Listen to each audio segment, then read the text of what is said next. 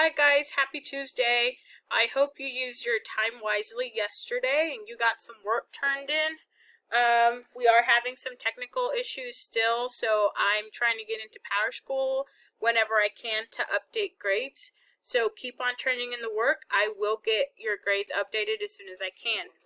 So for today, you need to go into classwork. And the first thing that I want you to do is look at the video that says watch first. Example of hyperbole, what is being exaggerated.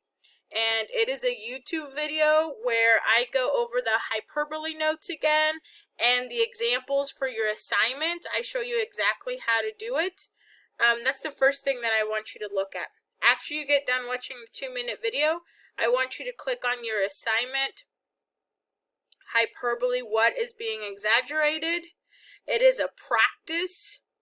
That means it's not being graded. I want you to do our 4 questions so I can see how well you're doing with that.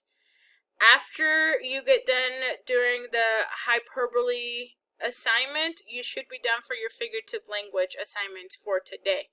You will also notice that I have added the PowerPoint, and that's all the notes that we have been covering. So it'll cover hyperbole, metaphor, simile, and personification in case you need to go back and look at any of them. I posted that as a resource for you. After you do all of that, chapter 13 is a read on your own today. It's super short. Read it on your own and read it with your family. You don't have any questions for it today. So as soon as you get done reading chapter 13, you are done for me.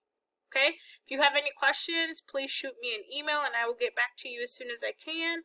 And I hope you continue to stay healthy and enjoying some of these beautiful days that we've had.